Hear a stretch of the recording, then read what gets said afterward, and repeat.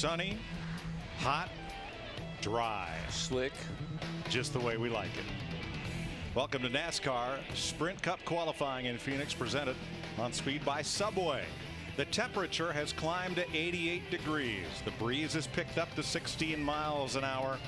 And standing trackside, baking in the Phoenix sun, is one Dick Berggren.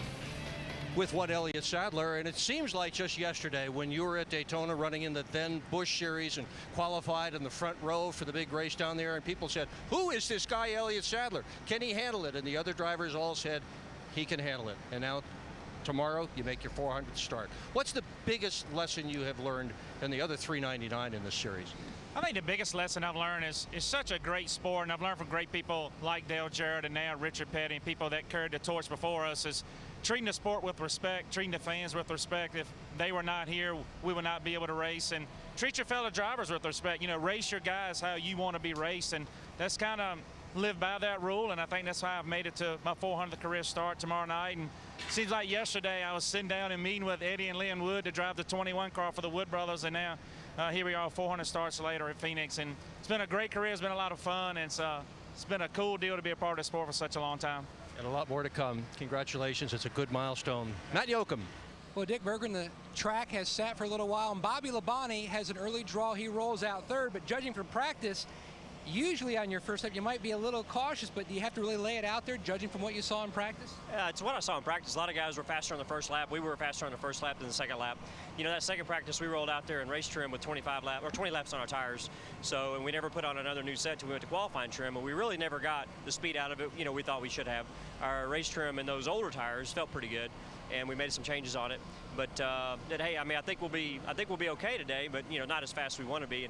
And for a guy that's drawn 35th on back for the first 6 races, now I'm drawing third. I figure that's just my luck. Today I need to be 35th, but we'll see what happens. Hopefully, you know, won't hurt us too bad, but it definitely it's going to be really hot, and we got to get probably more aggressive on the first lap, and the second lap might not be there. His best finish here, Mike Joy, is third, but he is a former pole winner here at PIR.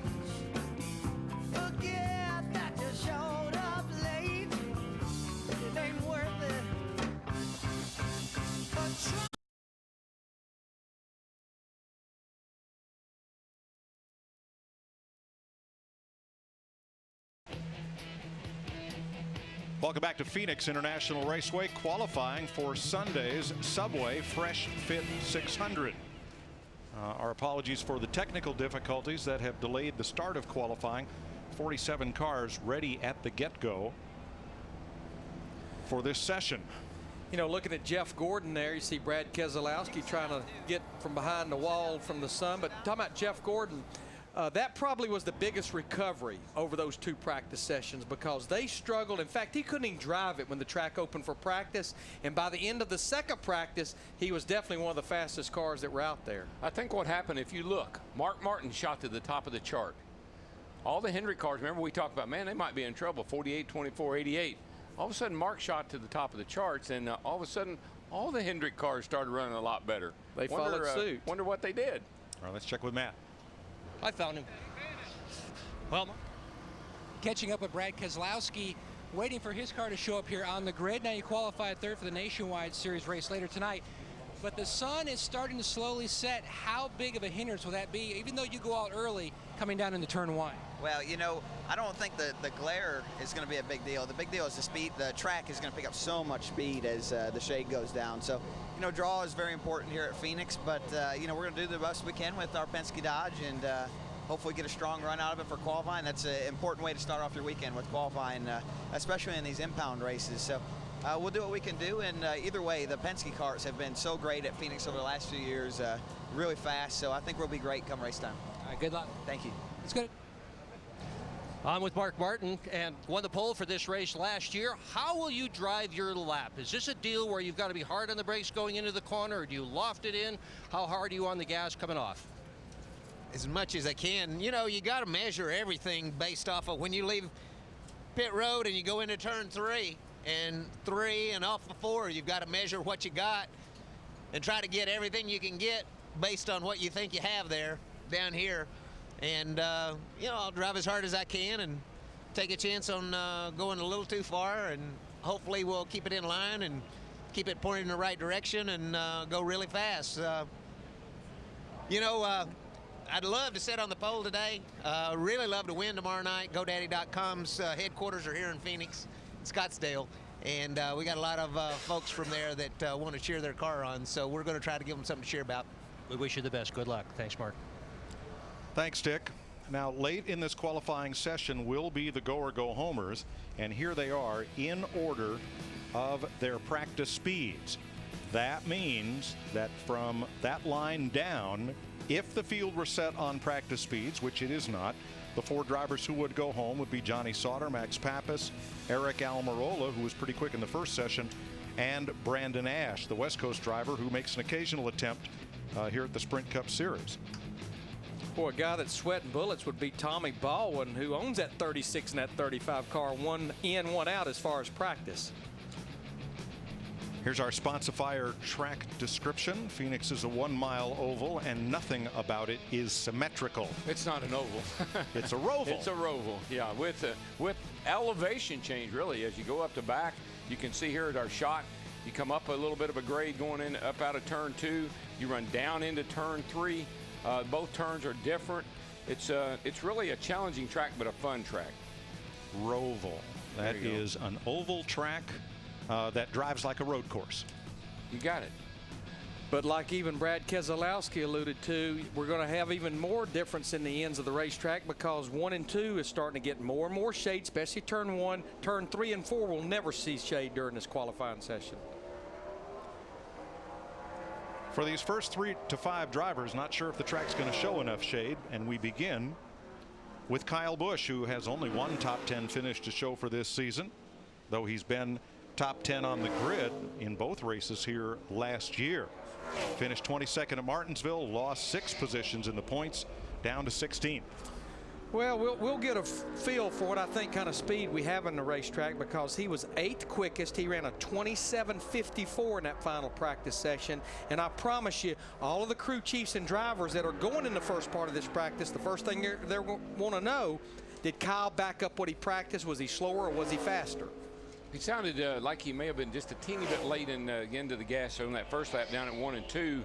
See what kind of lap time he gets. Wow, 27.09. That's about a half a second pickup from what he ran in that practice session. Felt like, Larry, that's what would happen, though. I mean, even though it's 4 o'clock, I felt like the speed would really shoot up. These guys just have a tendency to tune these things up and get them tightened up for these guys to qualify. And, I'd say wow, because on the second lap, he carried 163 miles an hour into the corner. A flat corner. That's hard to believe. And he is slower on lap 2, 27.22. Which is, it's always interesting to me. We watch these guys in practice and we'll say, oh, the second lap's going to be quicker. Never is. They usually get all they can get on that first one. Dick Berggren? With Jeff Gordon, who won Happy Hour 3 times. He's won the pole here for races at Phoenix in this series. What do you got for us tonight? Well, we just saw the first lap there with Kyle, so we know the track's picked up. We just hope we can pick up enough going early. The sun it's great right here right now for visibility. You don't get that sun blocking you in the shade and all that stuff going into 1. But I don't think the track conditions are quite as good as they'll be a little bit later in qualifying. But hopefully it doesn't affect us too much. DuPont Chevrolet was awesome in practice, and we'd just love to try to back that up with another great lap here. We'll see. All right, we wish you the best. Thanks. Kurt Busch in the yellow-wheeled Blue Deuce has started in the top 3 the last 3 races here. He's led more laps than anybody in Sprint Cup racing this year. Las Vegas pole winner. Saw 165 on Kurt getting into turn 3 and then heavy braking getting into the corners. Not quite up to what his brother ran on that first lap, doesn't look like. Boy, it's close. 27.10 to that 27.09 by Kyle.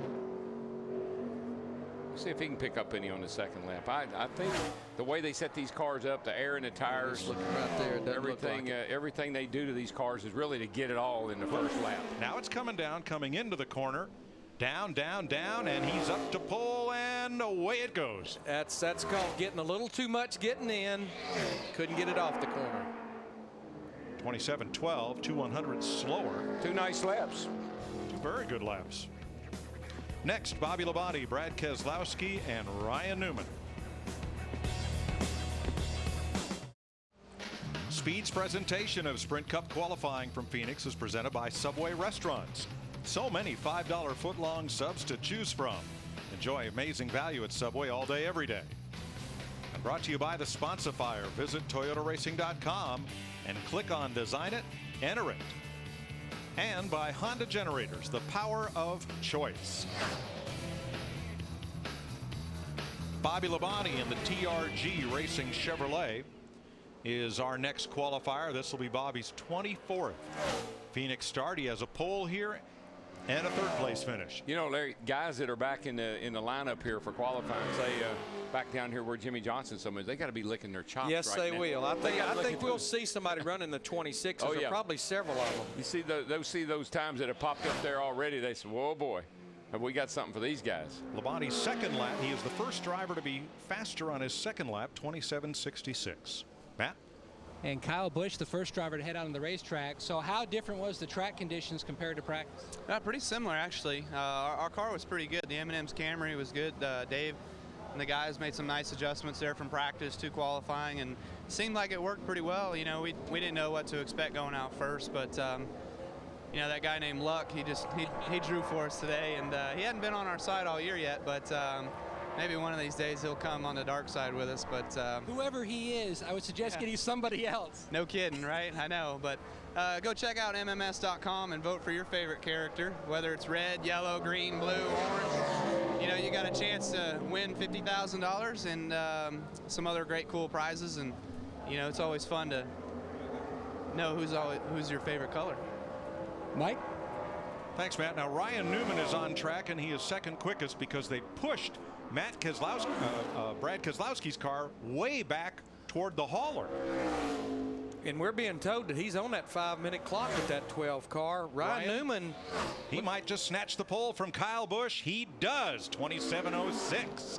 I think we're just going to see this for a while. Faster and faster and faster. Well, now Newman is a 4-time pole winner here. That's the most of any driver at Phoenix. and he is the track record holder. That track record probably safe today, 26:49. He did that back in 2004.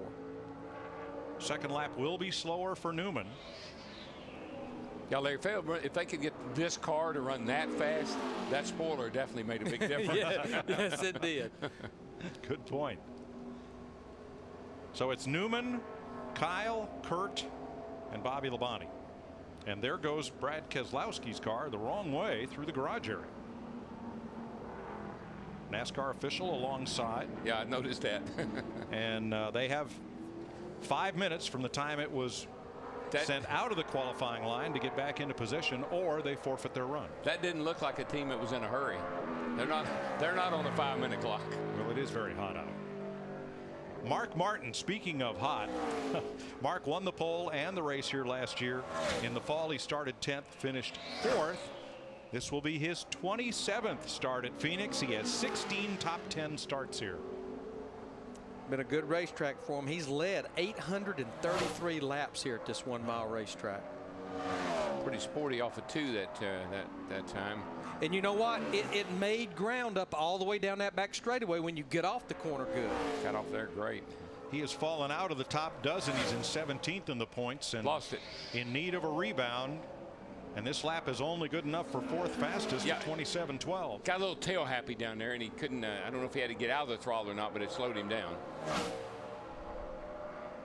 We believe that almost everyone will take the 2 laps because there's an odds-on chance that second lap will be quicker. In Mark Martin's case, he'll need it to be. Yeah, I don't see that happening. It doesn't look like it's going to be almost identical. In fact, just a few 1,000ths faster.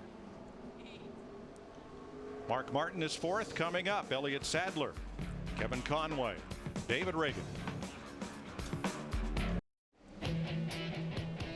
5 drivers have been on the clock. Brad Keselowski's piece pushed back to the garage area. Elliott Sadler is next. Here's Dick. With Greg Biffle, who's having a terrific start to the 2010 season. Every single one of his Point Cup races, he has finished in the top 10. And right now, 2nd in points. It's a big turnaround from last year. To what you attribute the success? You know, just a lot of hard work from everybody back at the shop and on this race car. And Greg Irvin and I have got a few years together now, and we're learning more and more about these cars, and you know, that's just what it is. We're focused. We're trying to catch that 48 car. We're trying to bump him off, but we're not going to give up. Everybody's looking for that 48 car, Mike. Thanks, Dick. Elliott Sadler, Dick told you earlier, 400th career start tomorrow. The cars he has driven have won in prize money over $43 million in those 399 starts. Larry, if everybody that wants to beat the 48 car should beat the 48 car at once, he'll finish dead last. And I don't see that happening no time soon. Everybody wants to beat the 48. Elliott Sadler trying to pick up on lap 2, his first lap, 27.63. Yeah, of the Richard Petty Motorsports cars, the only one that really seemed to have some speed in those practice sessions was A.J. Allmendinger, who was second quickest. Elliott was way back in the practice sheet. Second lap was quicker, and here comes Keselowski, 7 manpower, bringing that car back to the line. Matt? They're hustling now, yeah.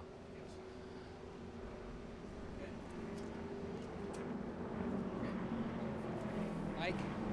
And Mike, the guy that used to drive that car, Ryan Newman, currently P1. So how would you describe your qualifying effort? Was it better at either end of the racetrack? I thought the guys did a great job giving me a great Tornado Chevrolet, but I didn't hit my marks the way I wanted to. I won the pole here 4 times, and I've had a lot better laps than what I just ran. But so far, it's good enough to be P1. But I don't think it's going to hold up by any means. Thanks, Matt. Kevin Conway on track, the number 38 Ford. He turns 32 next Thursday. He has 1 Nationwide Series start and 1 Camping World Truck Series race here. Really Top good 20 finish. Good kid. I really have always been a fan of his. His dad worked for me. Good kid. And you know, the biggest thing he's doing, I know the performance is not that great, but you know what? He's finishing the race. He's still out there when the checkered flag waves, and that's the only way you're going to learn. I think he's done a great job considering his experience level and everything else. He is 37th in driver points, but because the car had a different driver at Daytona, they are in the top 35 in owner points, and that's what counts. Yeah, because he did not even race in the Daytona 500, didn't even attempt to qualify. Because NASCAR had not approved him to race a Cup car on that fast a track. But that in and of itself is a great compliment to the job he's done. Yes. I mean, you know, he easily fallen out of the top 35, but he's kept the car up there and doing a nice job. 28-22, that's about 6/10 off Bobby Labonte. And here comes Dick Berggren running to get the scoop on Brad Keselowski's car. Boy, I hope they're almost there. Dick doesn't look like he can go much further. I bet Dick can go further than those guys pushing that 12 car. Well, why isn't he helping them push it? I was kind of wondering that myself. If you're gonna run along the side, I believe he's got the answer, right, Dick? Brad, what happened to the car? I'm not sure. Got to get right in it, though, to get our qualifying lap in, so I got to go. Okay. Drivers. Not sure. Well, we'll get to talk to he him. was standing out on pit road waiting for the car. He wasn't back in the garage with the mechanics. So interesting. David Reagan will be our, that's why Brad wasn't out of breath. David Reagan will be our 8th qualifier then. This will be his 7th trip to Phoenix. He's had 4 top 20 starts this season, the best being 15th at California. He did have a top 10 finish here, finished 10th back November in 2008. I thought the little crew chief swap on this team would produce a little fruit. You know, he and Donnie Wingo. I thought that would be a good marriage. So far, they've still got some work to do. Not a bad lap, 27.20. He is 5th overall right now, and quicker than the other 2 Fords that have qualified. Actually, that's a pretty darn good lap. Yeah, I think in a practice, if someone had said, can you run a 27.20, I'm not sure anybody would have taken that. Said, no way I can run that fast. Here David's going to run that $1 million Legends car race at Lowe's Motor Speedway this summer. Bill Elliott. Him and probably several thousand others. I think I read where Bill Elliott's going to run that race. Really? I think I did. Well, there's a lot of fellows. Yeah, balance was similar to last run in practice there. A lot of fellows in Cup have come out of that program. Joey Logano, Reed Sorensen, David, all raced against each other. Good little series. You learn a lot. Brandon McReynolds came out of Bandoleros. Bandoleros, yeah. Him and Coleman Presley, and a lot of kids come up through there. Larry, we're going to have to hold our breath Sunday. Yeah, we are. Brandon's going to make his little ARCA debut up in Salem, Indiana, driving for Eddie Sharp up there. Pretty pumped up about it. I should get to make it up there, and I'm excited about being there. Take it from ODW, been there many times. That's a bear of a track. Here comes Jeff Gordon looking for P1 against Ryan Newman. Can he beat 27 seconds? Oh, I think he can. As good as he was in practice. He bobbled a little bit right in the middle of 3 and 4, though, Darrell, and you could see the tracker move. It may have come back there. He torqued her back. 27:01. Yeah, he torqued her back. First for Jeff Gordon. Yeah, it's almost like what he did. He hesitated until he knew he could get to the throttle and stay in it. He wasn't going to have to feather it. It's kind of that's the way you drive this car. You cannot hurry this car up. You got to wait on it. Gordon is a 3-time pole winner at Phoenix. Man, big drop off. 01 to a 55. I think going into 3, Darrell, where the car started to get away from him, he just let right off it and ran a lap that would have been good for 7th fastest. But they've done an incredible job. Letarte and those guys have turning that car around. Boy, they were in trouble. I watched, that was an evil. Started. That thing was evil when they started practice. I think he put it. We have issues, boys. Dick? With Dale Earnhardt Jr., all of the Hendrick cars are in the top 12 in happy hour. How close is your setup to everybody else's, or are you all running different things? There's a couple little different things on everybody's cars, but they're pretty close. It's pretty cool to be able to lean on your teammates like that and be able to understand what they're doing. And we feel like we got a pretty good car in NASCAR, Amp Energy Chevrolet, and just have to make the right lap. You know, there's a lot of driver here, so we just have to make no mistakes, and we got enough race car. We should be able to qualify in the top 5. If it's up to the driver, you're all set. Mike? All right, Brian Vickers has 2 outside pole starts here and 6 top 6 starts in 11 Phoenix races. Boy, he didn't get off turn 4. I mean, he carried DeMel through the middle of 3 and 4 and lost it all right there, late exit of turn 4. He sure did. It was on a pole run. 5th, as you see on the tracker. The yellow line indicates his first lap. This lap could be better. Well, he's after it anyway, but this 3rd and 4th turn is where you know, the sun is pretty well set behind those grandstand in 1 and 2. Got a lot of grip down there. It's still a little evil up here in turn 4. Same thing again. Yeah. Yep. Sun's still beaming down on this end, on that end of the racetrack. He was better entering 3 this time, but didn't roll the corner and get off 4 as well as he needed to maintain that pace. Matt? Well, catching up with the 3-time pole winner here. So I don't know what was more impressive, the turnaround your team did on this race car throughout the day or your lap out there. I don't think that lap's that impressive. I mean, the conditions are not as good as I thought they'd be. You know, normally this place gets a lot of grip when you go to qualify, so it's an okay lap. That second lap was going to be good, and I just I got into 3 a little too deep and got loose. But it was a pretty impressive day with my team today. I will say we started off really far off, trying some new things, trying to experiment right now early in the season, and you're gonna. It's hard to do that on these one-day practices like this, but real proud of my guys. They didn't give up. We kept at it, and we made some big gains, certainly for qualifying as well, and I hope it pays off for us in the race as well. We'll see. Remember, Phoenix, one of those races in the final 10 of the chase. All right, Brad Keselowski is on track. We still don't know why that car was pushed back to the garage and then back to the qualifying line, but he's going to get to make his attempt, and he's gaining on it coming through the corner. Tell you what, he got through 3 and 4 good, lost a little bit late exit, but this is still going to be a pretty good lap for this 12 car, 6th quickest. 27:11 with a 9 for Keselowski. Yeah, one thing that just follow up on Jeff Gordon there a second. On this kind of show, I wouldn't come with my car too far out of what I know works, because man, you get messed up and can't get it back, you're in trouble. Good point. Yeah, it sounds like a lot of practice, and it is 3.5 hours, but it's only 2 practice sessions, and they're right against each other. Keselowski's second lap had a chance to be better, but falls off 7/100ths. Look at the times. We got 01 and Gordon 06, 09, 10, 11, 11, 12. First 7 cars all over each other. Dick? With Denny Hamlin, how's the knee?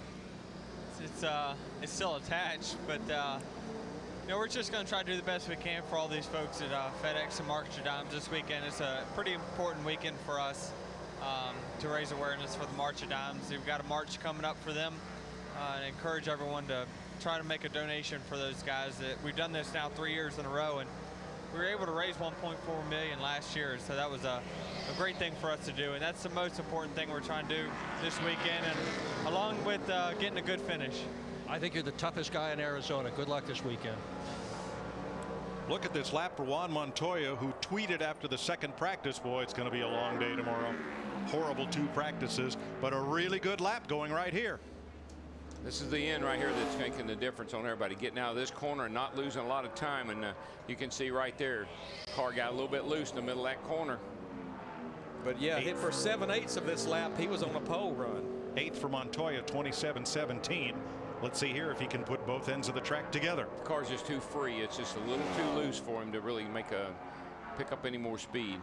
Oh, it's great for turns 1 and 2. Yeah, well, we got shade down there now, so I think that's helping that end of the track. But this is the end that's still where you struggle.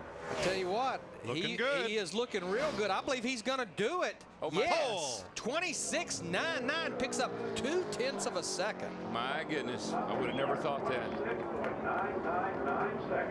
Great How job. about that? Great job.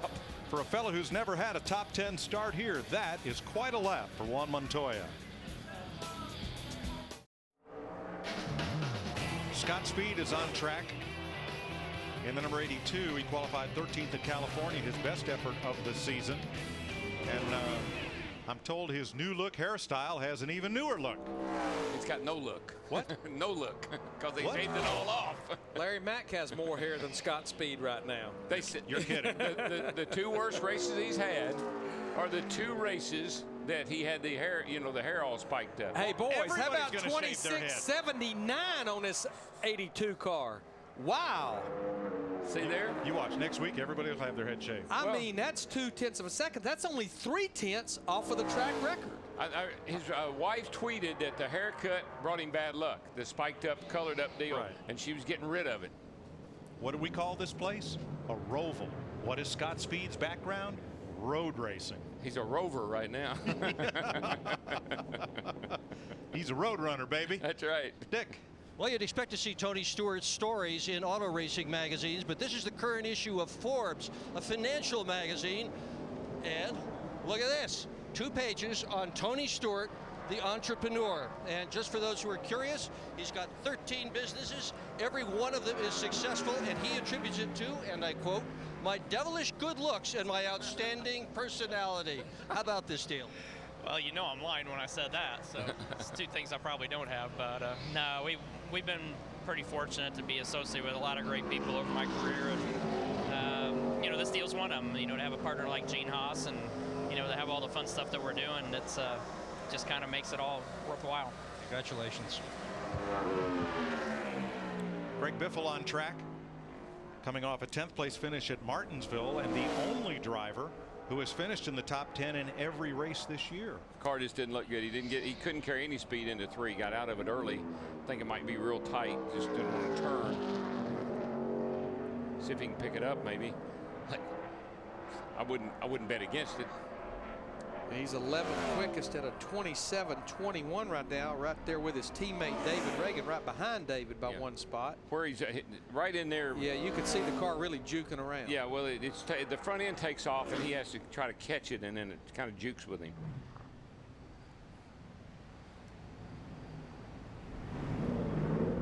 So Biffle is 11th of 14 so far. Coming up, Regan Smith, Joey Logano, Kevin Harvick. Tonight, David Rudiman, A.J. Allmendinger stopped by the Ultimate Friday Night House Party, NASCAR trackside. You'll see it tonight at midnight Eastern Time, only on Speed. We're going to ask David Rudiman what it feels like that he actually finally got to speak in a commercial. It was short, but he says, I love love. But you know what else I didn't realize? That's a fisherman's outfit he has on. Those are overalls, bib overalls. It is? And his helmet is painted like a fish. So you really got to pay attention when he walks through to catch all that. Couldn't prove it by me. Gosh. All right, Regan Smith and the Furniture Row Chevrolet. This will be his 4th trip to Phoenix. He has 1 top 10 start here.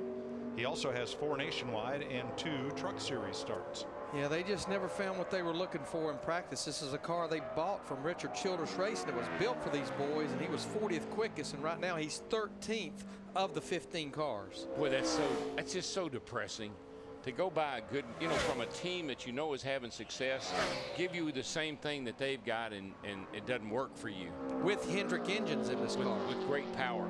A much better second lap for Regan Smith picks him up to 10th. Matt? And catching up with Brad Keselowski. Now you're looking at the cars up on the pylon. You barely made it out there. Did that affect the way you approached your qualifying effort at all?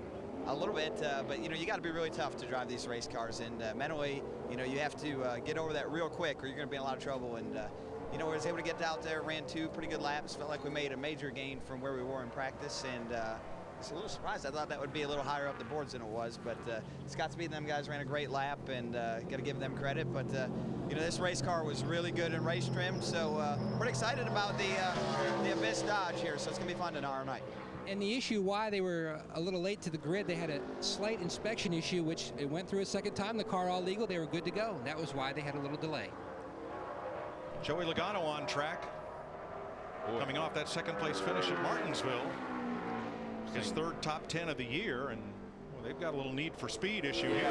The thing just looked like it laid over on the right rear down in turns 1 and 2, and it just didn't turn for him. And he was good in both practice sessions. He was 11th in the first practice, 9th in the second one. You can see how much darker it is there. He's coming out of the shade right there. That's definitely helped the traction and the grip level in 1 and 2, but most guys are struggling more down on this end of the speedway as you go down that hill into turn 3. Looks like he's going to recover a little bit here with this lap. Looks like he's going to recover quite nicely. He actually got off turn 4 good. He's working on the outside of the front row.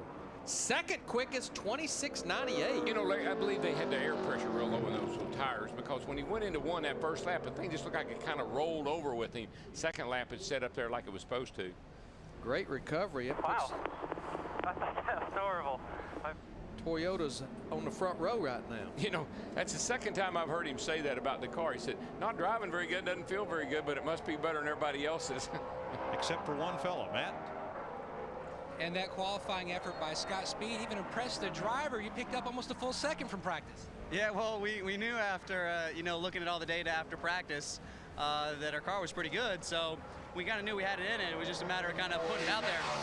But I got to say, as a team, we did a good job this weekend, because this is one of those places where we only get 2 practices all weekend. So you really have to maximize those as much as you can. So obviously we've done a good job with that, and hopefully it's still good in race trim. All right, thanks, Scott. Thanks. Hiding that hairdo, lest the secret of his speed get out. And here is Kevin Harvick. In the last 3 races we've had time trials, he's wound up 2nd, 9th, and 11th. This will be his 15th trip to Phoenix. Best qualifying effort in the last 5 races. 17th, but he does have an outside pole here.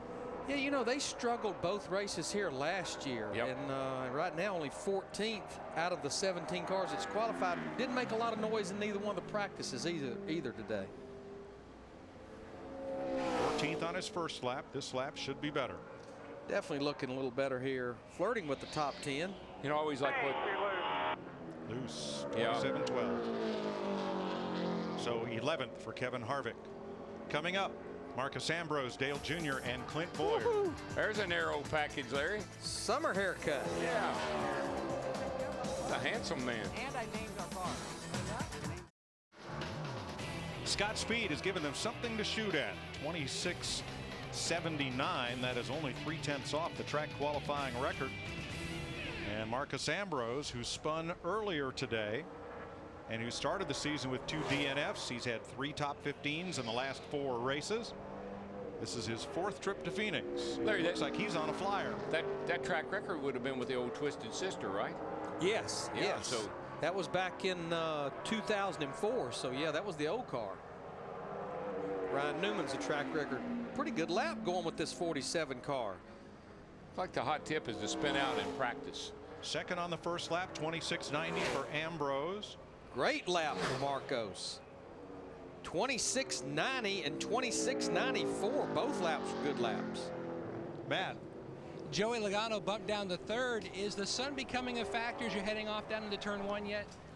Yeah, pretty hard to see. That's going to be, and it's going to keep getting worse. The sun's still pretty high, and you know, it's kind of the beast of this place. You know, it's hard to see. And but we got good Home Depot Toyota. I was surprised we ran that good. I thought it was horrible. My first lap, I overdrove into one, locked at the left front, so knew I had to get the second lap. And this car is pretty good. Definitely the best I ever qualified here. I think the best I ever qualified is like 27th or something. I'm pumped up with that, and I think we'll be good. And I think the race car is pretty good too. So we'll keep plugging along and maybe learn some stuff tonight for tomorrow for the Nationwide car. All right, thanks, Joe. Thank you. Logano's second lap was 2/10 quicker than his first, as Dale Earnhardt Jr., who's never had a pole here, but he has started 3rd, 4th, and 5th, and he has 2 victories at Phoenix. He did a little bit what his teammate Jeff Gordon did. He let that thing roll the middle, waited a little bit to pick the throttle up.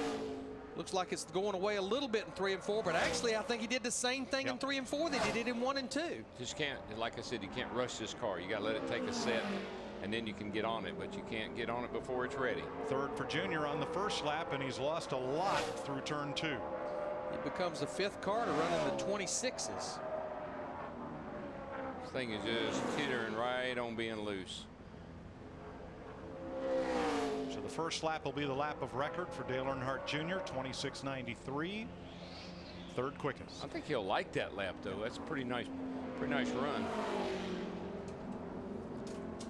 Coming up, Clint Boyer, Matt Kenseth, and Denny Hamlin.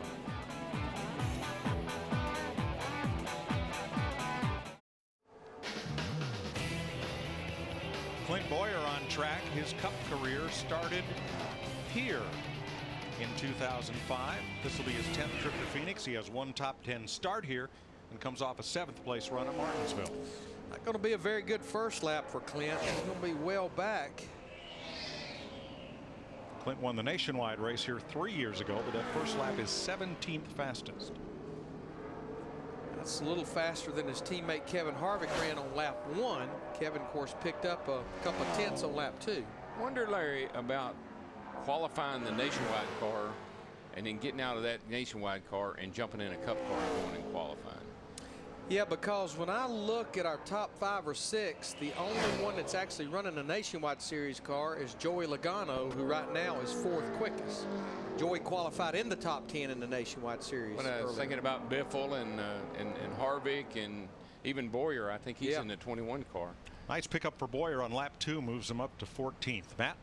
2 e-ticket rides today for Marcos Ambrose. First a spin and then a stellar qualifying effort. What does that run do for you and this team over how your season has started?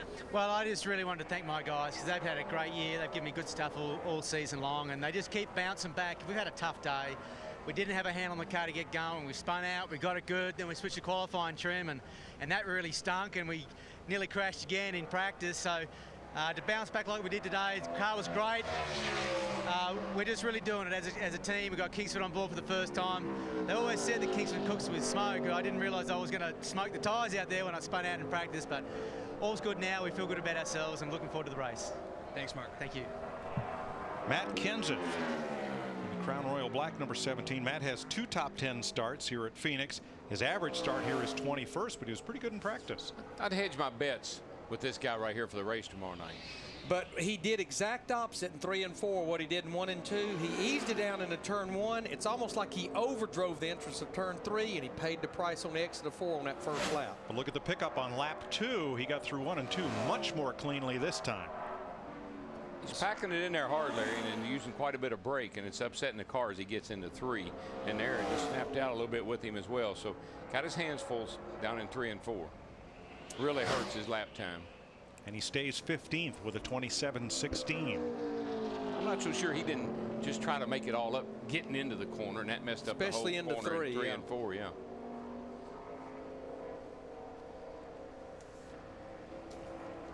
"21 drivers have been on the clock. Denny Hamlin is next, then Tony Stewart, Travis Kvapil, Martin Truex. Hamlin has a pole, 5 top 10 starts here, an average start of 9.7, average finish of 9.5. And we taped this when he was climbing in and out earlier today with that left knee that is just a week and a half out of surgery. Actually pretty mobile when you think about he had surgery a week 10 days ago. There you can see the leg. You have to be real ginger with it getting out. But still, he's bending it quite a bit. By this is later in the day, and by the end of the day here, he was having to ice it to get rid of some of the swelling. Hamlin was quick in the first practice. Quickest, that is. He's going to have some work to do on that second lap with this 11 car. I think they may have untuned this one because that is way 15th on lap 1. And you know, honestly, it started going away on them about halfway through that second practice. They only ended up 23rd quickest, even though they were quickest in the first practice. Might pick up a little here. He's trying, working it. Good through the middle of the corner. Whoop, whoop, whoop, whoop, whoop. There it goes. The tracker's a little behind what actually happens on the racetrack, and that big slide cost Hamlin the second lap, ended up being slower. It's amazing he ran that quick with it being that far out of shape. Now, Casey Mears will be standing in for him tomorrow night. Casey actually made some laps in the car in the first practice session. You can see here he's up off. You want to be down on the bottom of the racetrack. He got out there just on the edge of the groove, and the back end snapped around. That thing is out of. Whoa! Wow. Headed for the wall right there. And the shame is, coming off the corner, when it's sliding sideways, it's not pushing forward. And you can't let off the gas. You just kind of play with it like you're on dirt. Tony Stewart in the green initiative paint scheme for Office Depot. Green and metallic brown on the number 14. Well, he drove down into one, I think, a little wee bit too hard. And it's hurt him in the center and off. 8 top 10 starts, 9 top 10 finishes here for Smoke. He only has 4 finishes outside the top 15 of his 16 races here. Going to end up right now 7th quickest, 27:02. Pretty good lap for Smoke. Yep, good job of getting it off. He was actually better in 3 and 4 than he was in 1 and 2. Trying to go quicker. Yeah, he packed it into turn 1 and paid the price. Tried to find a little bit more, and he knew immediately. Yeah. This will be one and done. Watch his hands on the wheel coming down the front straight. You're running about 160 mile an hour right here getting into turn 1. Heavy on the brake. Gingerly turn it in there, but as you can see, he's got to start whacking on the wheel, and he loses the car, and up the hill she goes. And hats off to our Fox Speed TV crew that they're putting in a 16-hour day today to be able to bring you these pictures and accounts of qualifying, and we appreciate it. Speed's coverage of Sprint Cup qualifying from Phoenix is brought to you by Gander Mountain. Gear up for spring at Gander Mountain's Get It, Get Outdoors event going on now. Find the latest innovative gear to make your next fishing or camping trip the best ever.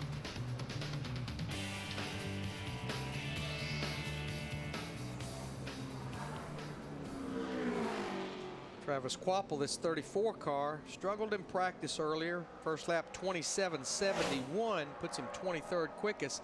This car right now is just barely inside the top 35 of owner points, just 54 points to the good right now over Robbie Gordon. 23rd on lap 1, 27:71. 25th at Las Vegas was his best start of the season. And the second lap is a tick slower. Dick?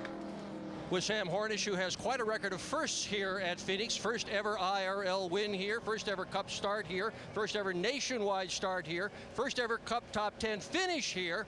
What are you going to do first this weekend? I don't know. We got our first, I think, P1 on the board here in practice last time we were out here, but you know, the car was pretty good in qualifying trim. We were just a little bit off there. Our race trim stuff wasn't that great, but we know that tomorrow is going to change a lot. So we're just really excited to get out there, get the Mobile One Dodge out there, get racing tomorrow. Wish we were running tonight, and I'm just excited about it. I don't know what we're going to have, but I always love coming here because I always feel like we can make small adjustments and get the car where we need it to be. Everybody loves this place. They really do. Thanks, Dick. Martin Truex Jr. has 5 top 10 starts in 8 Phoenix appearances, including the pole here last November. Had good runs in both races last year. Top 10 finishes, finished 5th in the fall after sitting on the pole. Like he got off of turn 2, just not quite like he needed to. Darrell, does it seem that the early success of some drivers has some of these later drivers just going into turn one and just running it in too hard. You know, you might be right, Mike. It might be that the confidence level, because you see the speeds of the other guys are running, you think the grip's there, you bail yours off in there and you say, whoa, it's not as good as I thought it was going to be. 27:15 is the first lap for Truex. This lap looks way better. Yeah, if he just didn't overdrive getting into turn 3, definitely he's going to improve. In fact, the car stuck right there and he nailed the throttle. Going to be a great second lap, 6th quickest. Great lap, 27 flat, 6th place for Martin Truex. What a comeback. 1500s quicker. Learned his lesson on lap 1 and capitalized on lap 2. I'm not sure. He got into 3 and the car hopped just a little bit, but he was able to hang on to it and got off of 4. Great. But yeah, 15/100s have picked him up about 12, 13 spots. That's amazing, isn't it? And if you know, from a driver's perspective, 1500s is nothing. You don't even know how you did it. You know, 700s on the one end, 700s on the other. Jamie McMurray, the Bass Pro Shop Chevy, won the pole in California, but our Daytona winner has now slipped to 19th in the point standings. He has one Phoenix win, and that came in the Nationwide Series in 2004. This could be a good run right here. This car was fast in practice. Yeah, he was a lot like the 11 car. He was really good in the first practice, and it seemed to slip away a little bit in that second practice from this group.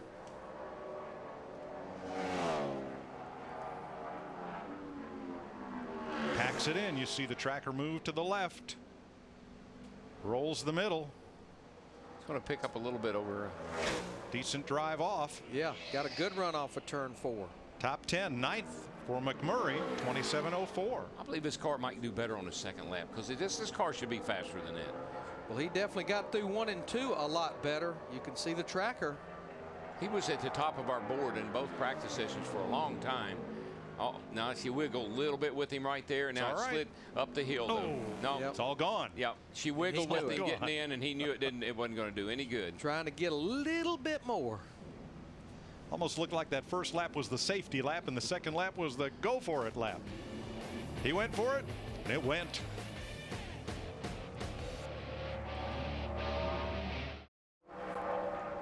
Sprint brings you an inside look at what's happening now inside the NASCAR Sprint Cup Series. Jimmy Johnson comes in as the point leader with 898. For more, check out NASCAR Sprint Cup mobile at sprint.com/speed. David Gilliland will be our next qualifier. 16th is his best start of 2010. That came at Bristol. He has one top 15 start at Phoenix. That came in his first race here in 2006. He's 23rd on lap 1. He definitely becomes the fastest of the front row motorsports group. Now, Dick Bergman, you've seen him running up and down pit road. He continues to gather information. We feel like turn 3 and 4 really has not changed as far as probably track temperature, but already down in turn 1, the middle of 1 and 2 where we have shade, it's went from 123 degrees to 96 degrees now. Wow. That's a lot, and I'm sure that makes David Ruderman happy, Dick. Well, I don't know if it does or not. Let me ask him. David, the temperature, track temperature here in turn 1 and 2 is dramatically lower than in 3 and 4, and overall temperatures are down a bit. How does that affect the way you're going to drive your qualifying laps? Well, it's just, you know, this corner's obviously going to have a lot more grip than it has had in it since we've been practicing. So be able to make up some time through here and still be careful down there. I tell you what the hard part is you come down the straightaway, the transition from light into dark, I mean, it happens so abruptly, it takes your eyes a minute to adjust, and sometimes you miss your line getting in. It's a little tricky. Okay, keep it between the walls. All right. Paul Menard, one of the big success stories of 2010. He's 11th in the Sprint Cup standings. Started 12th at Bristol, his best qualifying run. This is his 7th trip to Phoenix in a Cup car. But you know what's funny, Mike, is you watch those cars, you see them bobble a little bit, and you watch the tracker, and the tracker responds to the bobble. The car gets a little loose, and the guy corrects, and the tracker will go back. But you know, Darrell, we had this conversation earlier today during one of the practice sessions. Is right now, as Paul Menard ends up 23rd after lap 1, the fastest Ford is Matt Kenseth, and he's 19th quickest. Now we still have Carl Edwards, AJ Allmendinger, Casey Kane, but this is kind of the norm for this Ford group. It seems like all year long. Doesn't roll that big fast qualifying lap out, but they start coming on when they start the race. Yeah, it seems like they work on race center. Menard nailed turns 1 and 2. He was right up in the checkered flag area, and turns 3 and 4 were his undoing. And his time ends up being almost exactly what the first lap was. So he'll stay 23rd quickest.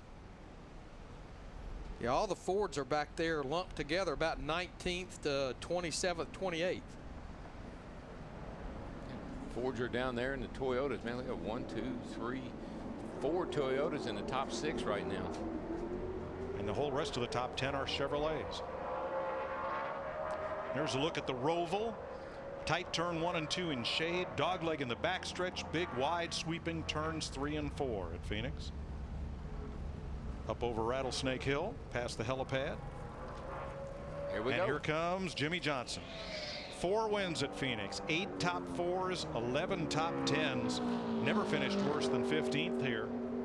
And he's led the most laps in 3 of the last 4 races here. Whoa, buddy, whoa. He got down on the apron there in the middle of 1 and 2, and it just shot the car up the track and got it loose off 2. We talked about it at the top of the show. He actually spun off turn 2 in that final practice session. I didn't like the way that first lap looked, that's for sure. We may be able to get a better second lap here with this car. Comes back pretty well, Darrell. 11th quickest despite what happened in turns 1 and 2. He got through 3 and 4 really nicely. He really lost all of his time in turns 1 and 2 there. He got on the apron too much in the middle of 1 and 2. Got him loose up off.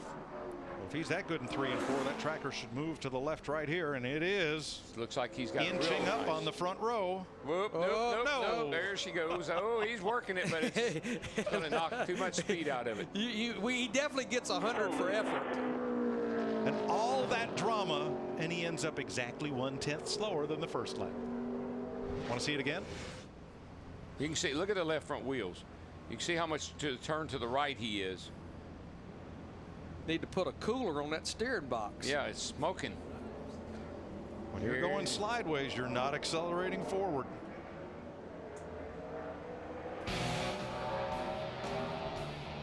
Coming up, A.J. Allmendinger and Carl Edwards. A.J. Allmendinger in the Valvoline Ford. Boy, he's on a rocket right here. Another ex-road racer here at the Roval. That is Phoenix International Raceway. Can he put Petty's 43 on the pole? Yes. And who would 26.73? Probably no one in the whole field that he would rather beat than Scott Speed.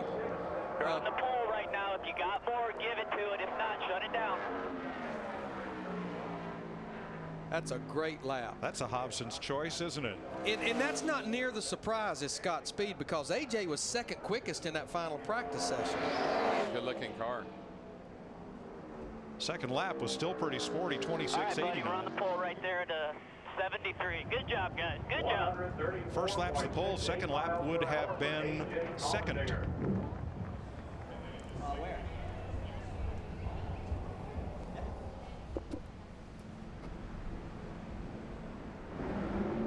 Are we all speechless? I think we are. I am. What a great run for AJ. I'm just looking at those first 5. You know, think about, look, Speed, Ambrose, and of course Junior's in there, and Logano, and Allmendinger at the top. AJ has never had a top 10 start at Phoenix in 3 appearances. And here's Carl Edwards, who has. He had a pole here in 2007 and has had a couple of second row starts. 7 top 10 finishes in 11 Phoenix races. Yeah, when I look at our top 3 right now, Allmendinger, Speed, and Ambrose, I mean, that's 3 drivers. They've never even had a pole in Sprint Cup. Can we go back to where we said the Fords didn't qualify worth a flip here? Allmendinger's first. The next Ford is 21st, Matt Kenseth. Edwards will fix that, I think. But you know who that really makes happy? NASCAR. Yes. Yes. Going to be a good lap for Carl Edwards, though. Right now, he's 8th quickest, so there's another Ford in the top 10, 27.01. And he's looking for more. And the tracker's saying, not today. No, he didn't want any more. And he knew it. Yeah. The reason I said NASCAR is because I always think back to the days when somebody would say that the the Chevrolets, they got this big advantage and they can't beat the Chevrolets or whatever. And then Bill Elliott would go out and be 5 miles an hour faster than everybody else. Yeah. And that would blow the other Ford team's theory that somebody had, that we had a big advantage. When I asked the head of competition, Bill Gasway, how do you know when you have it just right among the manufacturers? He says, when everybody's complaining just a little, then we got it right. Matt. Well, I think the people that are probably even more jacked up about that run than the King, your parents, Karen and Greg, that was a huge lap. Yeah, I mean, Valvoline Ford, been good all day. Mike Shipley and everybody, everybody's done a great job, and qualifying's been our hindrance all year, and we knew we need to step it up. I don't know if that's going to get pole. If somebody beats that, they can have it. That's all I had, and just a great job to everybody, and wherever that puts us, it's been a good day, and we just need to keep building on good days like this and go have a great race tomorrow. Jeff Burton on the racetrack. Now, Burton was pretty good in practice. He has 2 wins here. He has 18 straight top 15 finishes, including a runner-up finish here last fall. I know why Allmendinger ran good. Why? You do too, Larry. He came and visited That's right. taping of our trackside show. We got him pumped up. Jeff Burton is 13th on his first lap, 27.07. He is the best of the Childress cars. Nice catch. Pitching and catching with that baby. He wants a little more. Nah, he doesn't want any more. It's out of control. Second lap well off. So Burton 13th right now. So 2 Fords in the top 10, 4 Toyotas, 4 Chevrolets. Yeah, once you start doing what Burton was doing, that kind of pitching and catching, pretty soon you're going to strike out if you keep going. You're looking for the checkered flag. Right. Burton is 5th in the Sprint Cup standings. Sam Hornish got his first top 10 finish in the Sprint Cup Series in this race last year. Sam actually made his Sprint Cup debut here in the fall of 2007. Qualified 26th and finished 30th that day. Got his best finish of 2010. Finished 13th at Martinsville a couple of weeks ago. His teammates, Kurt Busch right now is 16th, and Brad Keselowski in the 12 is 18th. He could be right amongst them.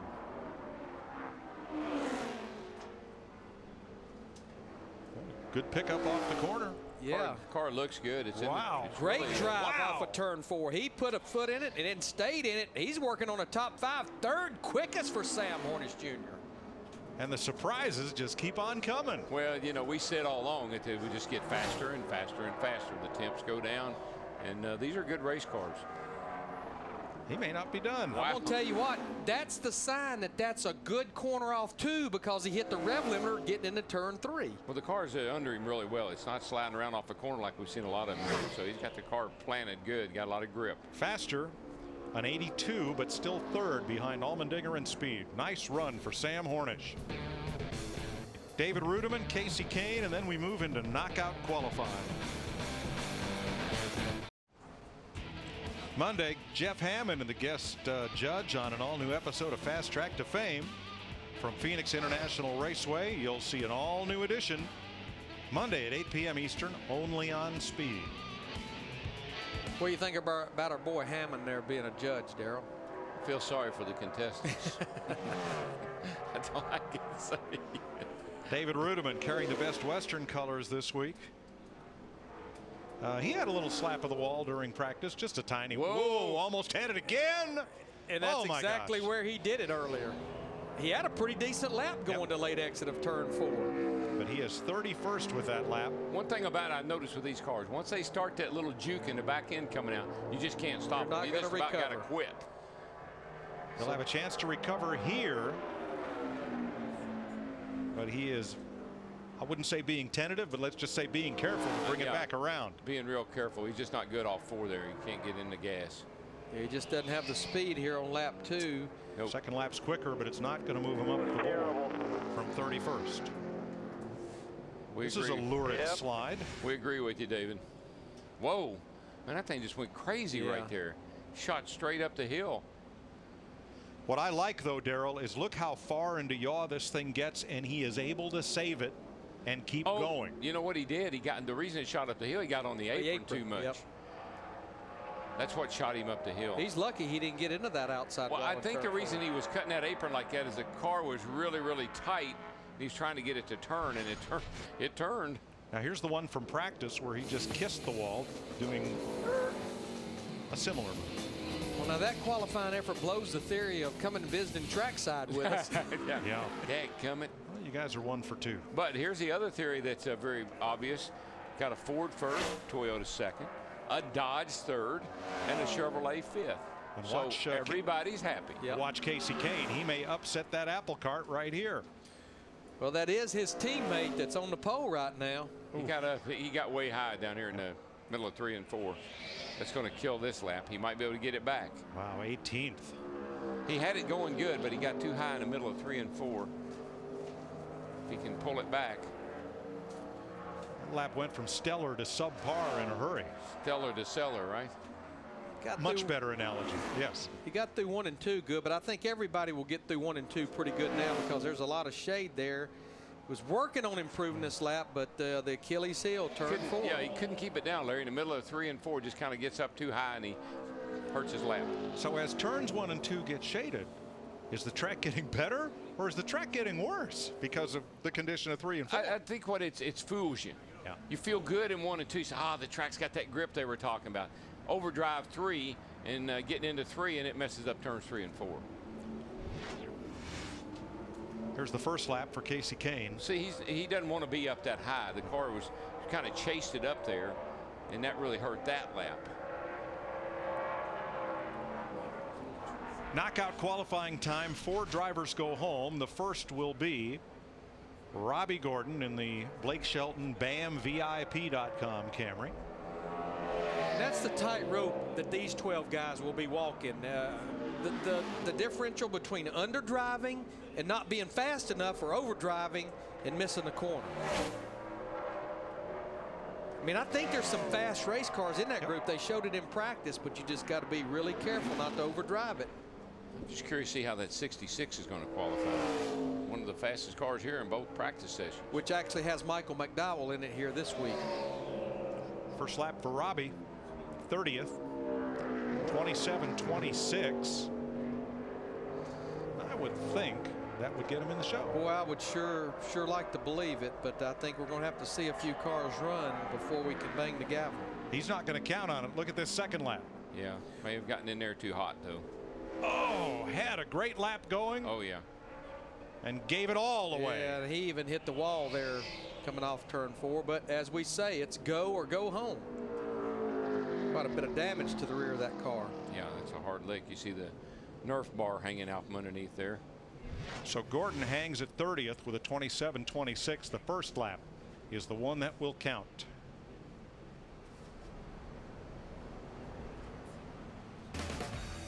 That is a good first lap. Watch his hands, though. Watch him work this wheel. Here we go. Get ready. Now that's some great camera work right there. Yes, it is. Sun in his eyes. Hang on. Watch the best of NASCAR on Speed Shows online on demand. Go to the video section of speedtv.com or NASCAR.com each weekend for interviews, highlights, and race recaps from your favorite speed programs like Trackside, Race Day, Victory Lane, and more. Johnny Sauter trying to get this second Tommy Baldwin entry into the show. He has 7 Phoenix starts. Last one here was November of 2008. Did not make the show at Martinsville because time trials were rained out. Yeah, and he didn't qualify at Auto Club Speedway the second race of the year, so he's trying to make his first start of 2010. Just saw Jack Roush walk over and congratulate A.J. Allmendinger. I think it might be a little premature, but most likely he's okay. 32nd for Sauter. Now, I don't feel as good about that 27-35, Larry, as I did about Robbie Gordon's 27-26. That 10th could be a big number difference. No question. Johnny was not quite quick enough in practice to make this show. One of the slowest 4 of our go-or-go homers. And the second lap is not as fast. Not moving. Nope. From a 35 to a 53. So Sauter will have to wait and hope he is not one of the 4 that will load up tonight and head home from Phoenix.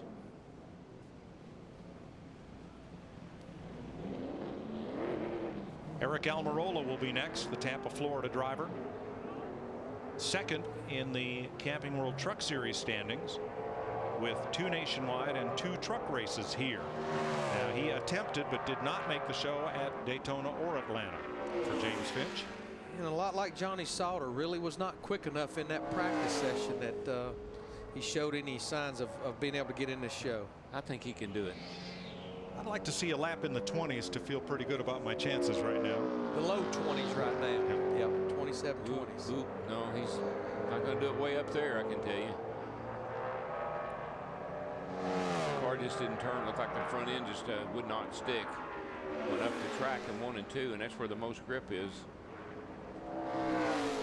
Yeah, this is definitely, I think, going to be the slower of our 3 go-or-go homers it's been so far, so he'll have to try to dig a little deeper on his second lap. Not too deep, though. 34th with a 27.47 for Almirola. Much better. He really needs about 2/10. No, he got through 1 and 2 that time much better. That first time in there, the car didn't stick at all. Washed up the hill, and he recovered nicely. That 1 and 2. Eased it into turn 3. I don't know about this. So yeah. he starts. You just watch the tracker go backwards when you start sawing on the wheel. He's been losing ground ever since late exit of turn 2 on this lap. Yep. So Almirola is at risk. The second lap is slower. Coming up, David Stremme and Scott Riggs.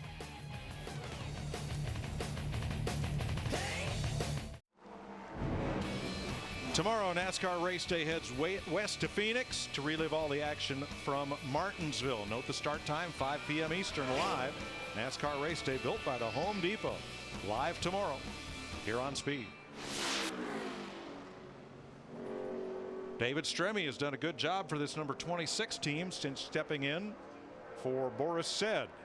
I think this just like the Amarillo car, this car is just not, it didn't stick it into 1. It's not sticking here either. The front end's washing out. If you don't stick in 1 and 2, it's definitely not going to stick in 3 and 4 the way the track conditions are right now. This car was decent in practice. Not so in qualifying. 36th with a 27.63. That's going to let Johnny Sauter breathe a little easier, but still you have to beat 4 drivers to be in the show. Much better that time in 1 and 2 if he doesn't get down here and lose it.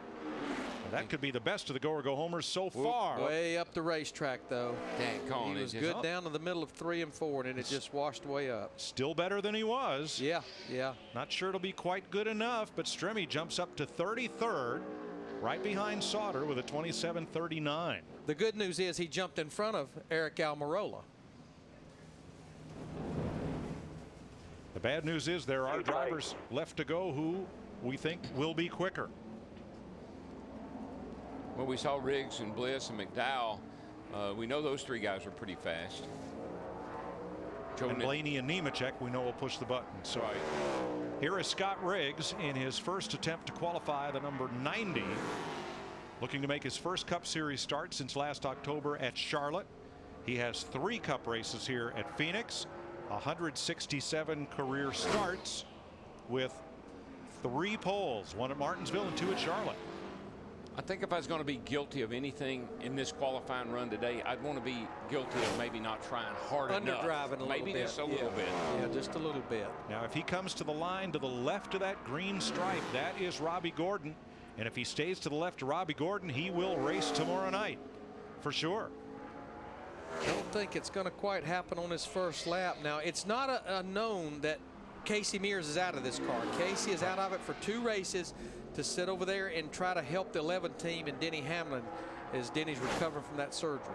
27.34 for Riggs. If he can pick up a 10th, he would lock himself into the show. If not, he'll have to wait. But I think this is going to be pretty good news for Robbie Gordon. There's no championship provisional involved in these go-or-go homers. The slowest 4 will go home. Riggs picks up 1 spot to a 27.30. That will lock Robbie Gordon into the show. Mike Bliss, Michael McDowell next. A lonely man. NASCAR's weekend in Phoenix continues tomorrow. NASCAR Race Day on Speed, 5 p.m. Eastern, 2 Pacific, followed by the Subway Fresh Fit 600 on Fox, 7 Eastern, 4 p.m. Pacific. Our coverage of NASCAR continues all weekend long on Fox and Speed.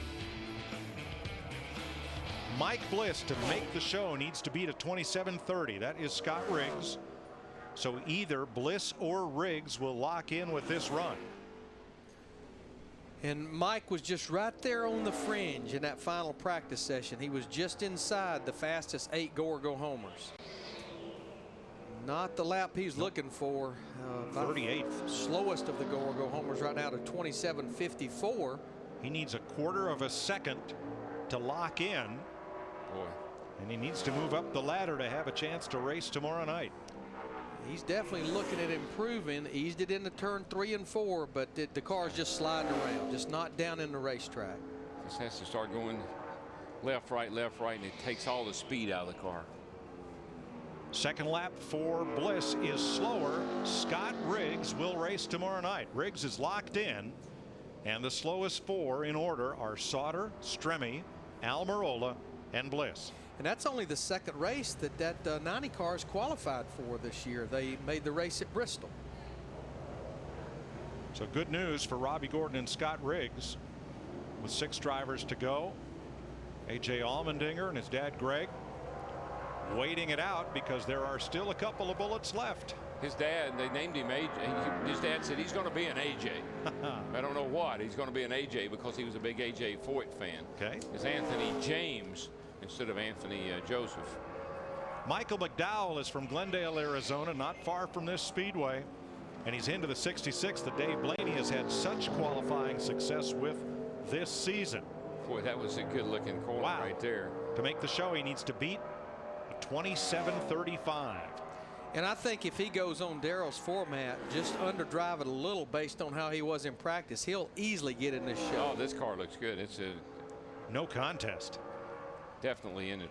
Michael McDowell will get to thrill his hometown fans starting from perhaps 12th position with a 27:04. This piece here, this 66 car, it surprises us so many times in qualifying. I mean, Blaney has had this car in the top 10 a lot and in the top 5 at Bristol. And looking for more. Yeah, I don't know that it's going to be there though, Mike. I think I'd be happy with what I had and bring it to the house. So 12th for McDowell, as the second lap is just 2/100 slower. So he is in, and the slowest 4 remain: Sauter, Stremme, Almirola, and Bliss, with 5 cars to go.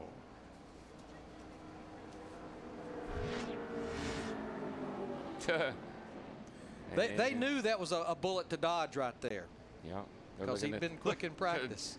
That apple didn't fall very far from the tree, did it? Look at that. Same expression. Yeah. Same mannerism. A little bit of shade for the fellow on the right. And here we go with Max Pappas. Mad Max has had a little trouble getting in the show on the short ovals. His best start in 5 races, 21st at Las Vegas. Missed it at Bristol. He's 38th in the standings. And here he goes. Yeah, I think one of the best things that happened for this group at Martinsville on that Friday was qualifying and get washed out. I'm not sure they were going to get in there on qualifying. Max needs to beat a 27:35. That is Johnny Sauter to lock himself in. Otherwise, he goes into the bottom 4. Got in turn 3 and 4 awfully deep, but it looked like it stuck. It may be enough to get him in. He's going to get in. The road racer from Como, Italy is in the show, 32nd with a 27:27. Good for him. All right, I told Booty Barker a few weeks ago I was going to take a radio up to the TV booth and call Max in once he qualified on lap 1. Yeah, I mean, maybe he can pick up a position or 2, but the main thing is he's in the race and take care of the car. A 33, a little good slower job, on Max. lap 2. I think you did plenty to get in there. Yeah, good job. Absolutely. That's Booty. So the slowest 4 remain: Sauter, Stremme, Almirola, and Bliss. It's my old NASCAR performance buddy there, Booty Barker. Way to go, buddy. So now it's knockout time. 4 drivers to go, and with this run, somebody goes home. Dave Blaney moves into the number 55, trying to position it in the standings so that Michael Waltrip can climb aboard at Talladega, and if qualifying rains out, make sure that he is in the show. So to lock in, now it's Blaney who needs to beat 27:35. That is Johnny Sauter's time. I'd say our little old buddy Dave Blaney, he'll probably reach down in that barrel. Normally does. Car looks good there. For the resources they have, Blaney is a tremendous qualifier. This is not the car he usually drives, however. Well, yeah, look good getting into turn 1, but speed's just not there. Not very fast. Now it's coming back just a bit. Got to stay on the left side of that green line. He'll be in good shape here. Yeah, I think he's done it. He's fine. Blaney's 33rd with a 27.28. So Blaney is in. Mike Bliss will go home in the Tommy Baldwin 36. And Blaney is going for 2. Lap 1 was the insurance lap. That's it. Lap 1 was the insurance lap. Lap 2 is the money lap. He's flirting with a top 10 here. Well, his teammate's 12, so I lost a lot late exit turn 4. It's still going to be better than lap 1, though. He picks it up to 30th with a 27.22. So Blaney is in. The slowest 3 are Sauter, Stremme, and Almirola. As Scott Speed and A.J. Allmendinger. Could it end up on the front row here? Speed's presentation of Sprint Cup qualifying from Phoenix is presented by Subway Restaurants. So many $5 footlongs to choose from. Amazing value at Subway all day, every day. And brought to you by Comfort Suites. Recharge after a long day at Comfort Suites. 3 drivers to go. Brandon Ash, Joe Nemechek, Terry Cook. The 3 drivers at risk. Johnny Sauter, David Stremme, Eric Almirola. Brandon Ash has got to pick it up. To lock in, he's got to beat 27.35. To have a chance, he's got to beat 27.47. Yeah, he's way off the pace here. 28.12 on the first lap.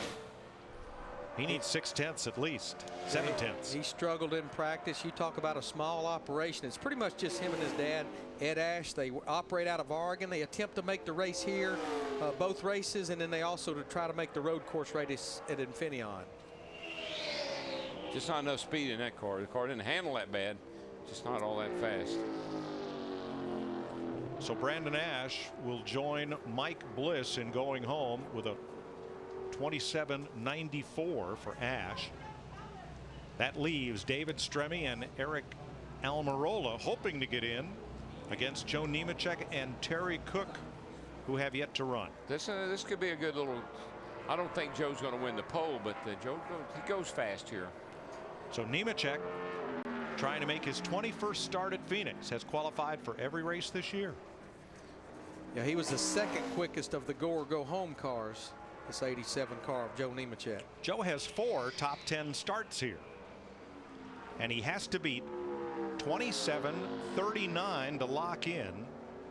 He has to beat 27.47 to have a chance. Oh, it got way. The car didn't turn. He went in one just a little too hard. I got down on those bump stops. Hear him on the rev limiter getting into 3. This lap has disaster written all over it. It's coming back a little bit. I believe it's just going to be enough to get him in on his first lap. Yes, did it. 36 quickest at a 27.30. Nemechek is in regardless of what happens on this lap. It will send Eric Almirola and the James Finch team to the house. Yeah, I think this lap will be a lot better. That first one was, everything went wrong on that ugly. first one. But it worked. Oh, this is going to be a lot better lap for Joe Nemechek. He's working on being about the second quickest of the go or go home guys. Nice lap. 18th for Nemechek with a 27.09. You just look at these guys, Mike, back there. So here's McDowell in the 66 car. No sponsor, 12th quickest. Here's Joe, who has some sponsor on the car this week. I notice he has PetSmart on the car. It's a nice pickup for him. And it comes down to Terry Cook, raising awareness for autism. And he has to beat David Stremme's 27.39, or Stremme will race tomorrow night here in the desert. Terry Cook, best start in 16 Truck Series races here, 4th in 2002. So he needs to run faster than a 27.392, which is what David Stremme's second lap was. A little wobbly there off the corner, but still looks like pretty good speed. All comes down to 3 and 4. Eased it in there. He did, yeah, which is sometimes a good sign. Well, it should help him off here if he can get off this corner and gain a little speed. And it's right there on right top on the of line. Did it. 27.37 beats Stremme's 27.39. Terry Cook will race tomorrow night David Stremme will go home disappointed. 2/100ths of a second. But I like what he did. He didn't overdrive the car. Got it in the corner nice and easy and then accelerated hard up off the corner. 14/1000ths of the second is the difference between racing and riding home. He does pick up another 100th on the second lap. And that ride home is a long way from Phoenix, Arizona back to the Charlotte, North Carolina area. Well, you know, you could leave here and go to Texas. You Cut that could. trip That's down halfway. a little bit. Almost right at halfway. So here is the front row. What about our front row? A.J. Allmendinger and Scott Speed. Dick Berggren. Well, this is a family affair here. We got a bunch of Allmendingers all together. There's AJ's dad, Gary, his mom. Greg, I'm sorry. And on the right, on the right, Karen, and the wife, Lynn, just over his shoulder. Congratulations, your first ever Cup pole. How important was it to you get that Red Bull car off the pole? You used to drive that thing. Well, first of all, I didn't even know my parents had names till I was 21. I didn't know they had names. It was just mom and dad. But no, it was. I joked. I told Scott after. I said I was either going to run a 2670 or a 29.0. You know, I couldn't let them get that. But you know, more importantly, just for everybody, for Valvoline, Best Buy, and the PVA, everybody that supports the 43 team, get a pole. I mean, it's just. I know it might be minor, but it's just small victories for us, and we really struggled in qualifying. So to get our first pole, kind of get that monkey off our back, and more importantly, we get to see the green flag drop, lead it to the green, and go to the front. How you going to celebrate? Take my parents to dinner, get to bed early. It's going to be a long race tomorrow. I think you better take Lynn as well. Yeah, I guess maybe too. She, we'll let her go too. Congratulations to you. Well done. Of our top 12 in the Sprint Cup standings, how many of them do you think will start in the top 10? I bet you'll tell us when we come back. Bet I could. Any fan that recycles a mobile phone during Samsung Mobile 500 Race Week next week will get a 3D collector pin and could win one of 3 unique grand prizes. Be Grand Marshal for the race, ride in the official pace car to lead the field of the green flag, or attend the trophy presentation in Victory Lane. For more information, go to TexasMotorspeedway.com. Top 12 chase eligible drivers. Starting in the top 10, only 2, Dale Jr. and Jeff Gordon. That's it. What about this? Allmendinger, former IndyCar driver. Speed, former Formula One driver. Got Hornish, former IndyCar driver. Moving on down the line, I mean, you got Montoya, Formula One driver, and Ambrose, IndyCar champion. Former road racer. Former road racer Marcos. And then you got Tony Stewart, who's a former IRL champion. You said it. She's a Roval. she brought out the best in a bunch of these guys. But definitely, who would believe Allmendinger, Speed, Hornish, Ambrose, our top 4. Mark Martin, Kevin Harvick, a couple of past winners here way back on row 12. I think the surprise was that some of the guys that we thought would be up there in the top 5 or 6, Jimmy Johnson all the way back in 16th, Jeff Burton, another guy that was fast in practice. We moaned about the Fords, and there are a few Dodges, but of all the 4 makes in Sprint Cup, there's one of each in the top 5 and an extra Toyota. Here's who goes home: David Stremme, Eric Almirola, Mike Bliss, Brandon Ash. How about that? Look at Lynn Allmendinger taking a picture of OAJ's billboard there. You know where that'll be tonight, don't you? Twitter. I bet it'll be before tonight. Lots to celebrate for A.J. Allmendinger. We congratulate him on his first career pole in NASCAR Sprint Cup racing. We'll see you tomorrow night for the Duel in the Desert on Fox.